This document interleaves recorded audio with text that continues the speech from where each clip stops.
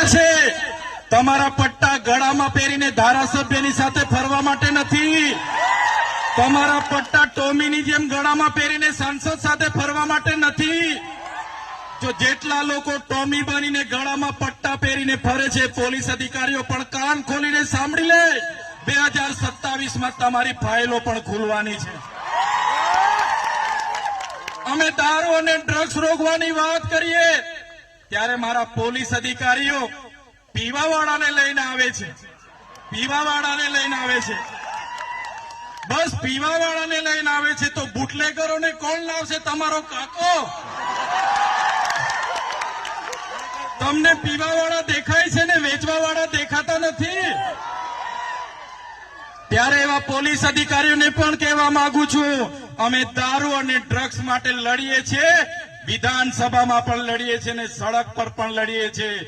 જે લોકો હપ્તાઓ સાથે જોડાયેલા હશે, ડ્રગ પેડલરો સાથે જોડાયેલા હશે, બુટલેગરો સાથે જોડાયેલા હશે તો સંબંધ તોડી નાખજો। આવનારા દિવસોમાં ચૈતરભાઈ વસાવા, સ્નેહલભાઈ વસાવાની આગેવાનીમાં જનતા રેડ થવાની છે। આ વિસ્તારમાં નેશનલ હાઈવે 56 ના નામે અમારા લોકોની બારોબાર જમીનો છીનવાય છે। અહીંયા કોસંબાથી ઉમરપાડાના રેલવેના નામે ઝંખવાવના લોકોને રંજાડવામાં આવે છે। અહીંના પ્રાંત અધિકારી અહીંના ધારાસભ્યના ઇશારે પોલીસને મોકલે છે અને ઘરો ખાલી કરાવે છે।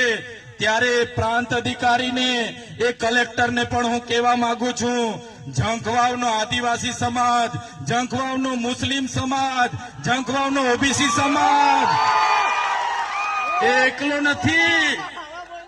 ઝંખવાવના લોકો એકલા નથી, ઝંખવાવના લોકો સાથે આખા ગુજરાતના લોકો છે।